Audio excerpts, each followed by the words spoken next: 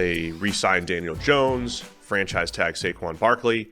The biggest move was probably acquiring Darren Waller for a third-round pick from the Las Vegas Raiders. What do you like the best about the Giants so far?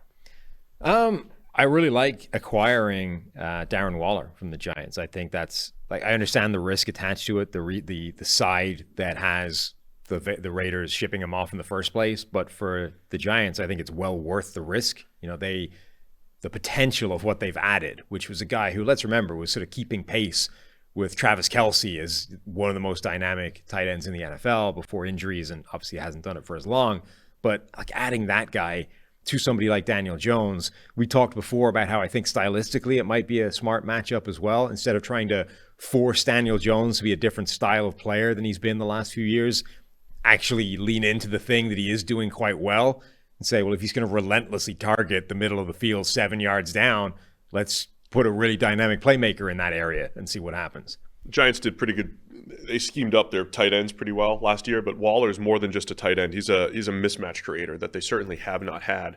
The fact that they had a productive offense with the Isaiah Hodgins of the world on the outside and Darius Slayton shows that, hey, maybe once you do give them some of those legitimate playmakers, even better things are going to happen there. So I love the move with Waller for the same reason that I went on my rant about how the Raiders need to keep Darren Waller. When you have Jimmy Garoppolo, you need to have all these pieces. Well, if you're going to invest in Daniel Jones, you got to have those weapons, those playmakers, those guys that are going to make life easier. So Darren Waller has a chance, even with the injury risk, to be that guy.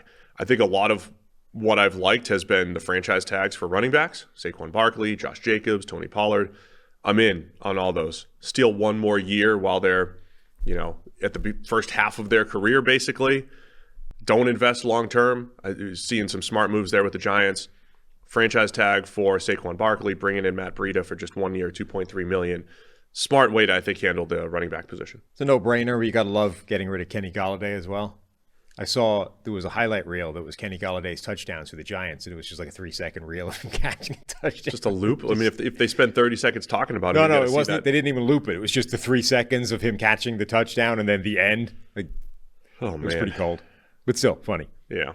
Sterling Shepard on a flyer. I think that's good stuff by the Giants. What do you not like? I don't like the money that they paid for Daniel Jones. I sort of get the argument of doing it. I mean, you get a bit more cap flexibility this year. You have the sort of the intangible benefits of, hey, we just committed to our guy, like we've shown him the love, like this is going to help everybody buy into Daniel Jones, blah blah blah blah.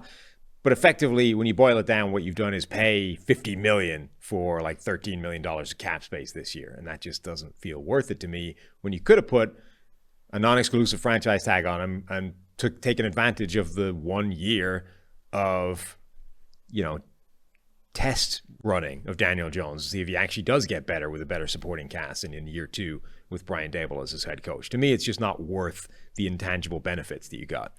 I like that you at least gave an alternative here, and that is sometimes lacking in analysis, not you in particular, but giving an alternative. It's not just don't give him the money, but the alternative would be tag him, let's see it for another year. This is an investment for Daniel Jones. It might end up only being a 2-year investment. There is out potential there, that was always one of my caveats with all of the Daniel Joneses and Derek Carrs of the world.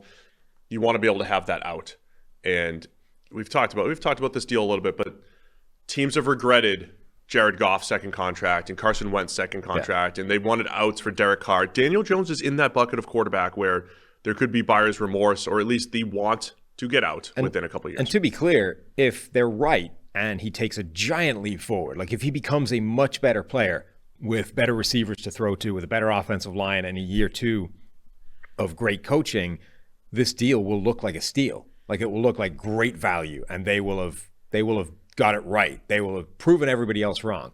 My point is about it's all playing the percentages. It's like which is more likely to happen from this point going forward, that or an alternative reality where he stays the same or does, and you end up regretting that kind of contract. To me, the most likely thing means the best option would have been to franchise tag him and eat a little bit more guaranteed money this year, but not be on the hook if it doesn't go where you need it to go.